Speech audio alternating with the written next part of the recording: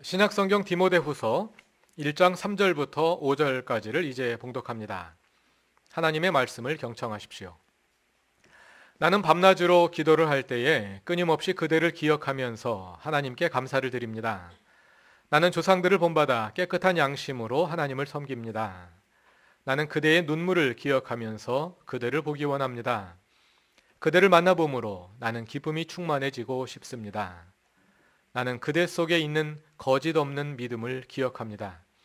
그 믿음은 먼저 그대의 외할머니 로이스와 어머니 유니게 속에 깃들여 있었는데 그것이 그대 속에도 깃들여 있음을 나는 확신합니다.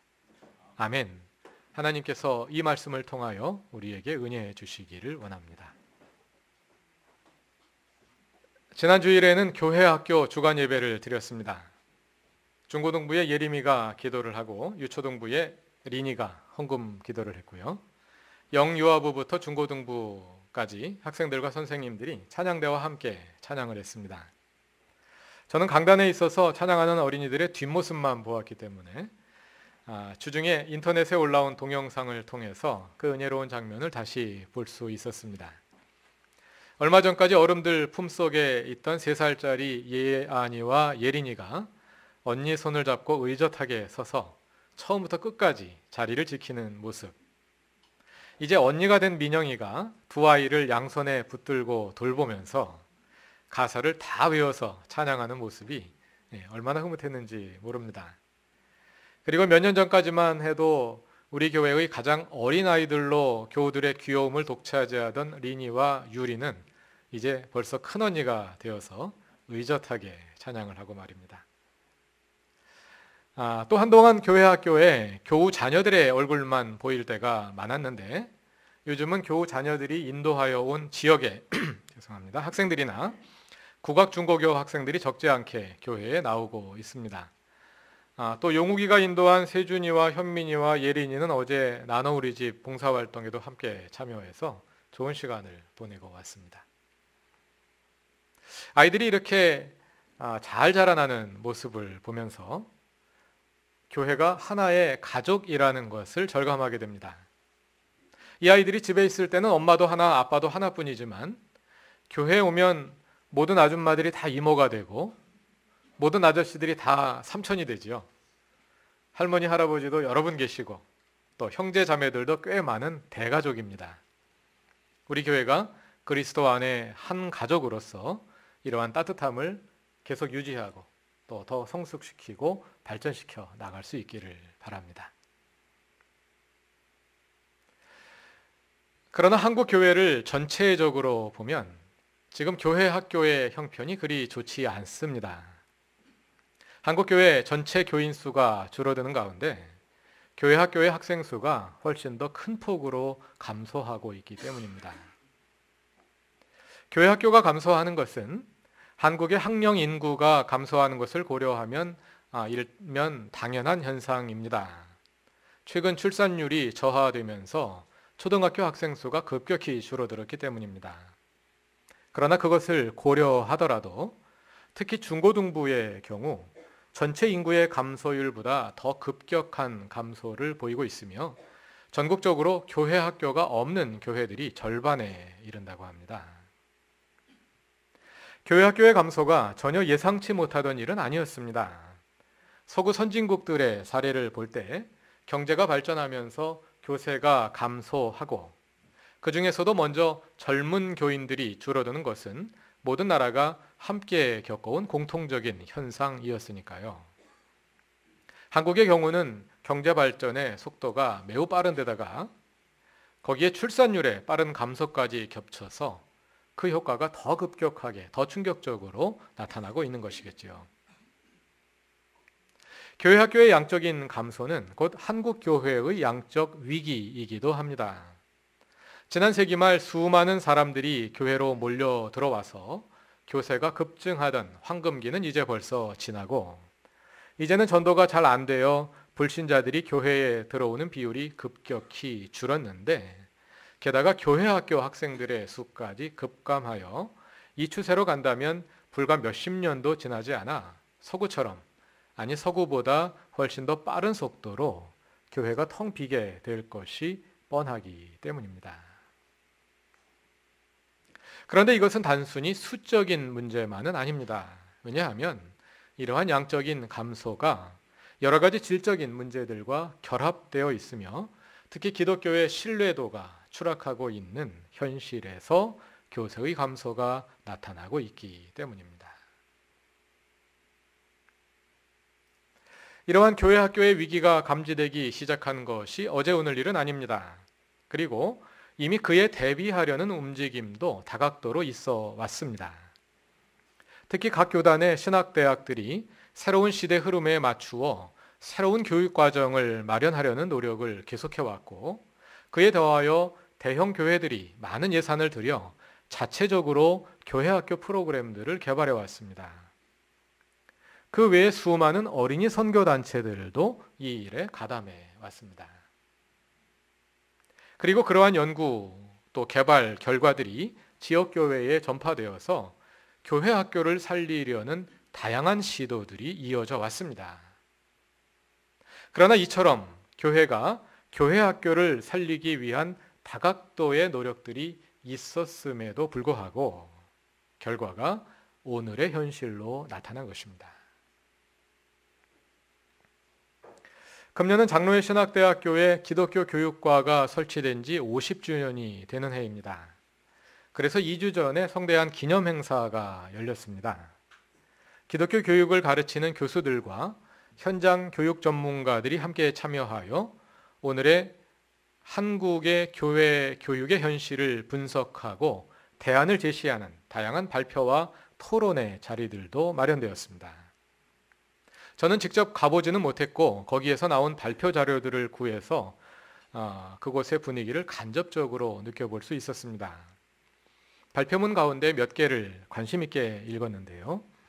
그 발표들은 앞에서 말씀드린 바와 같이 한국의 교회 교육이 위기에 직면해 있다는 인식으로부터 출발하여 발표자들 나름대로 한국 교회의 미래를 고심하며 대안을 제시하는 글들이었습니다. 그 대안들에서 느껴지는 분위기는 한마디로 하자면 비장함입니다. 발표자들이 비장한 느낌으로 발표를 했는지는 모르겠습니다만 적어도 그 발표문들을 읽는 제게는 그 제안들이 다 비장하게 다가왔습니다. 왜냐하면 그분들이 제시한 앞으로 이렇게 해보자는 제안들을 읽으면서 앞으로 이렇게 하면 되겠구나 하고 느껴지기보다는 그렇게 하지 않는 한 길이 없겠구나. 그런데 참으로 멀고 험난한 길이겠구나 하고 느껴졌기 때문입니다. 그 가운데 장신대 박상진 교수님의 글이 가장 저의 관심을 끌었습니다. 한국 교회학교의 현실에 대한 다양한 통계 조사와 전국 교회 교사들과 교역자들을 대상으로 한 설문조사를 토대로 하여 한국 교회 교육의 위기를 진단하고 대안을 제시한 글이었는데요.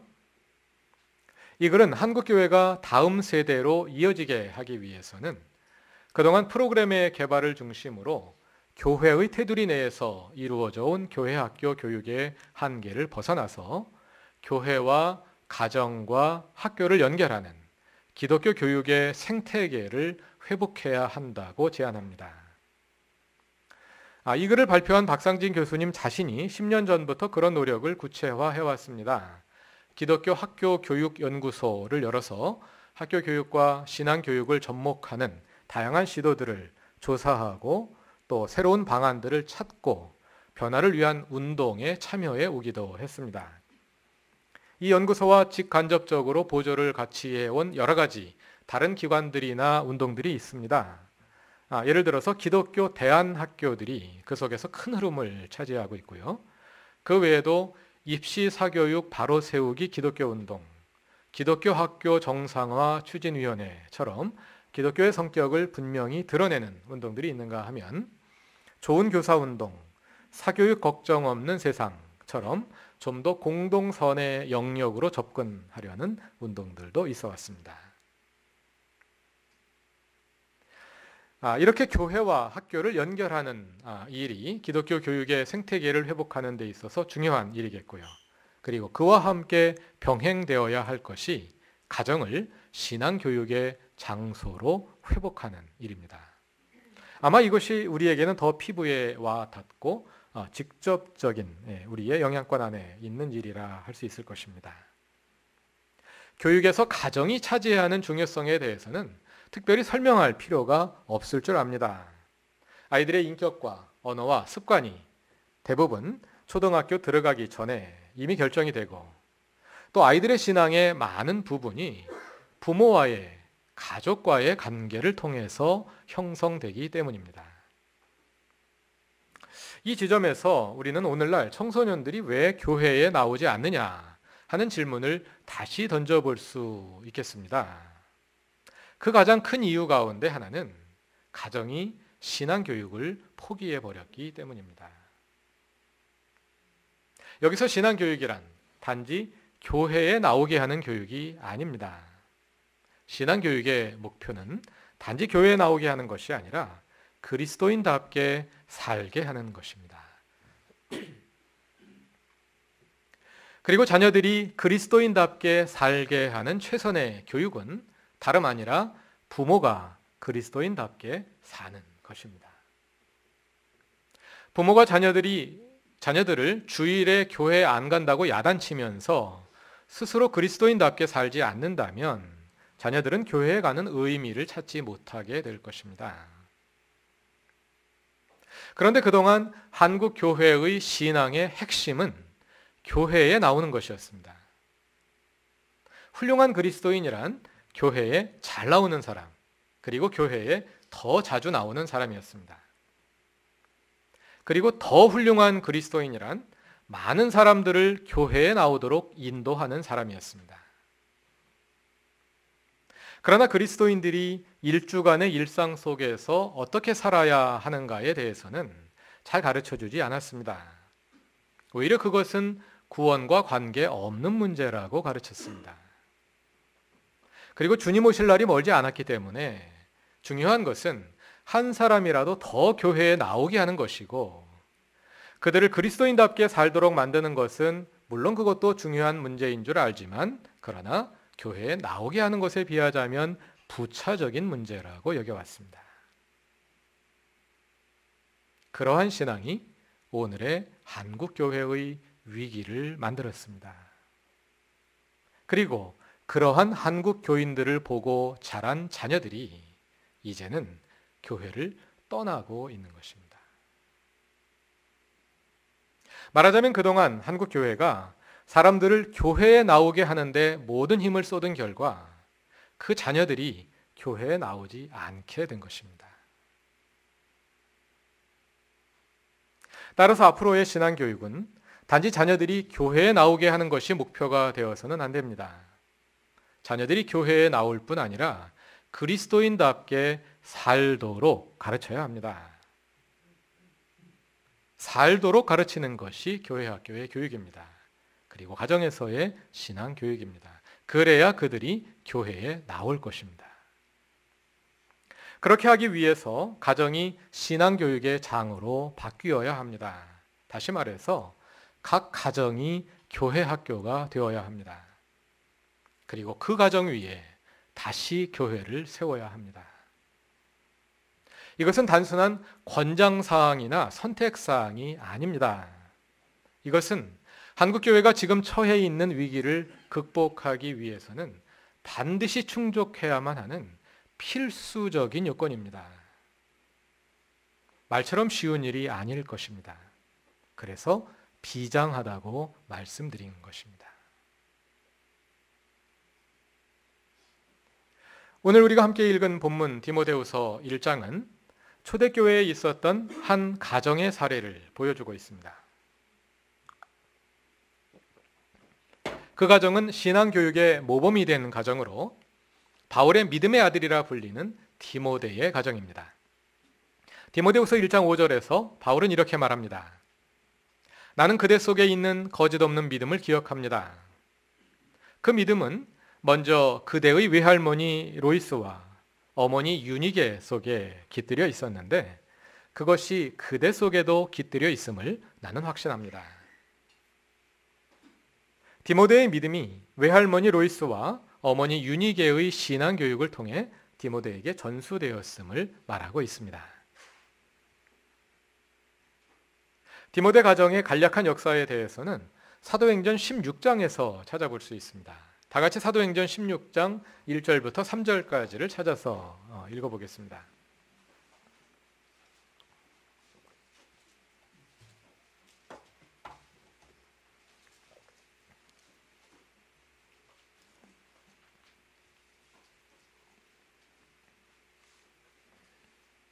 사도행전 16장 1절부터 3절까지를 다 같이 읽어보겠습니다.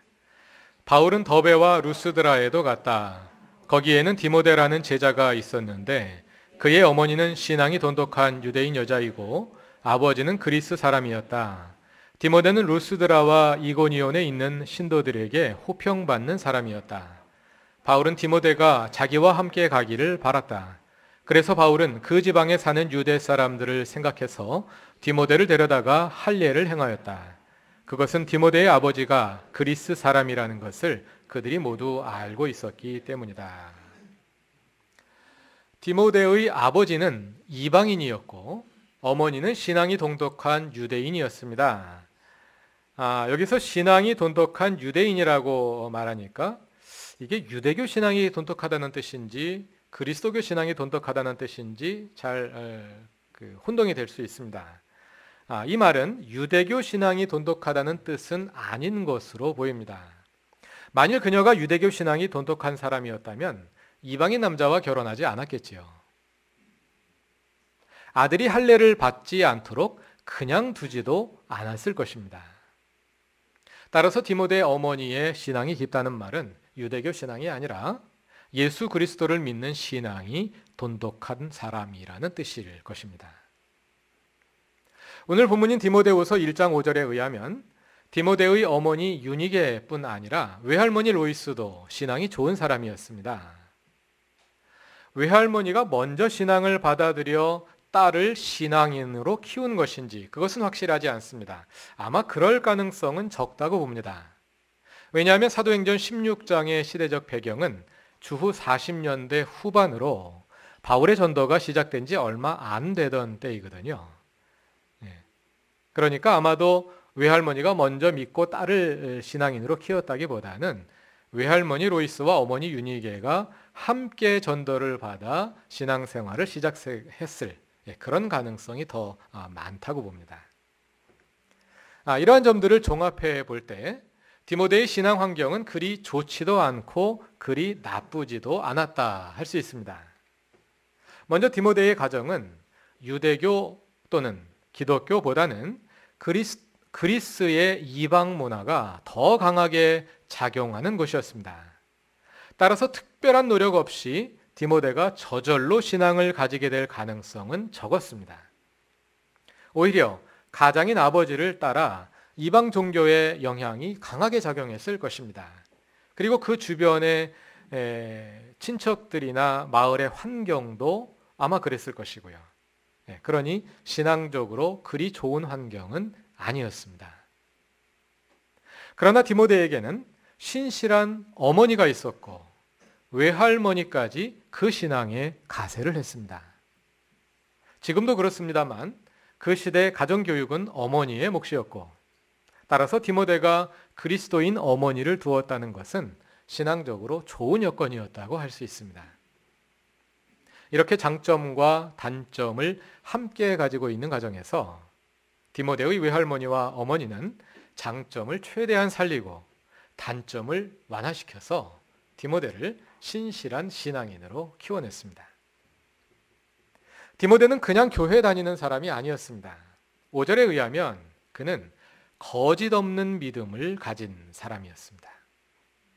그것은 그가 받은 교육이 단지 교회에만 다니게 하는 교육이 아니라 그리스도의 성품으로 그의 인격을 키워나가는 진정한 신앙 교육이었음을 의미합니다. 그렇게 해서 바울의 믿음의 아들이라 불리는 탁월한 그리스도인 지도자 디모데가 탄생한 것입니다. 디모데의 사례가 우리에게 중요한 의미를 가지는 이유는 그가 신약 성경의 그렇게 흔하게 발견하기 어려운 제2세대 그리스도인이었고, 또 초대교회의 첫 세대가 다음 세대를 어떻게 키워내어 그 신앙을 이어가게 하고 교회를 이어가게 했는지를 보여주는 눈에 띄는 사례이기 때문입니다. 그것은 우리 그루터기 교회를 위해서도 큰 의미를 가집니다. 이제 그루터기 교회 제1세대는 그동안 우리가 함께 품어왔던 바른 교회를 향한 이상을 더 성숙시켜 어떻게 다음 세대로 이어줄지 고민하고 있습니다. 금년이 그루터기 교회 제19주년입니다. 19주년이라는 말은 그루터기 교회가 창립될 때 태어난 1996년생들이 영유아부와 유초등부와 중고등부를 거쳐서 이제 대학 1학년이 되었음을 의미합니다. 미성년 교회학교 교육의 한 사이클이 마무리된 것입니다. 그 한 사이클의 결과라고 할 수 있는 그루터기 교회학교 첫 세대는 고등학교를 졸업한 후에도 대부분 교회에 출석하고 있습니다. 그래서 이렇게 예배를 함께 드리고 있습니다. 오늘날 청년들이 대거 교회를 떠나고 있는 한국 교회의 현실에 비추어 볼 때 이것은 놀라운 일입니다. 평범한 일이 아닙니다. 이제 교회학교 첫 세대는 청년들이 되어 성년교회학교를 구성하고 있습니다.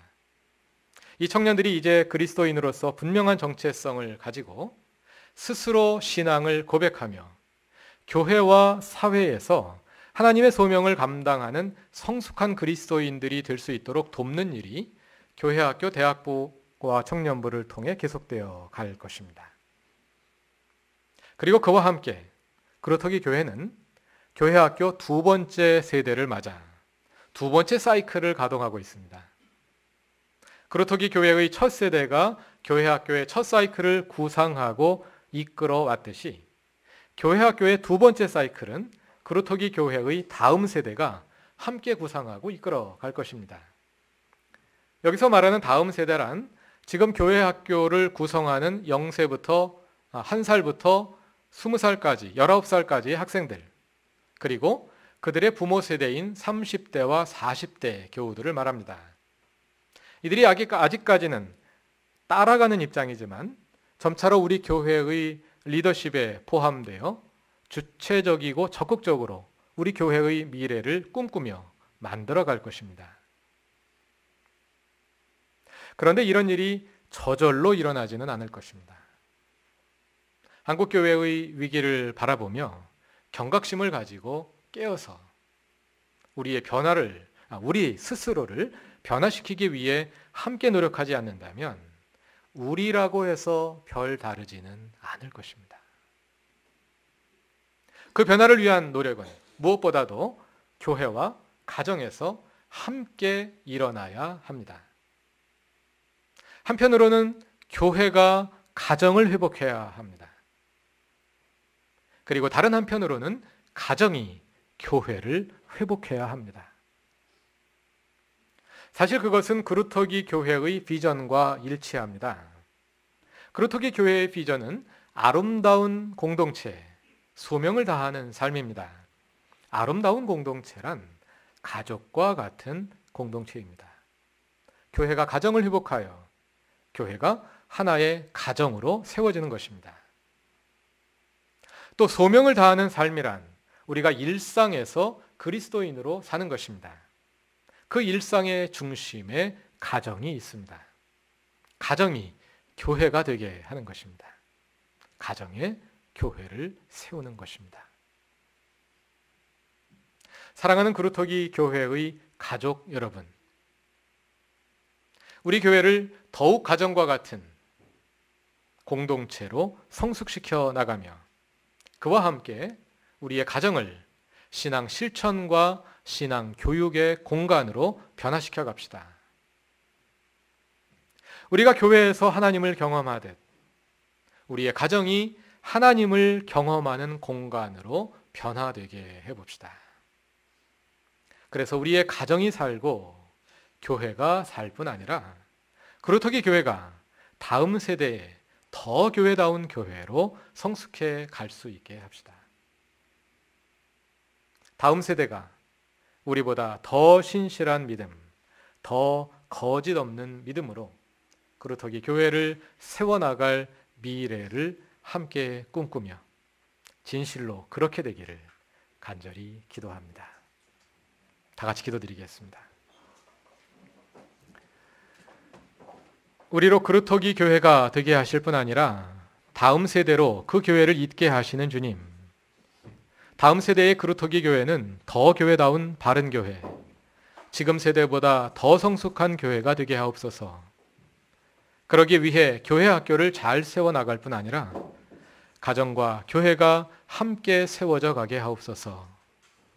하나님의 주 되심을 살아가는 부모들이 되게 하시고 부모의 믿음보다 더 큰 믿음으로 청출어람하는 자녀들이 되게 하옵소서. 우리가 할 수 없는 일들을 하나님께서 친히 하시고 주님의 원하시는 교회로 더욱 변화시켜 주옵소서. 예수님의 이름으로 기도드립니다. 아멘.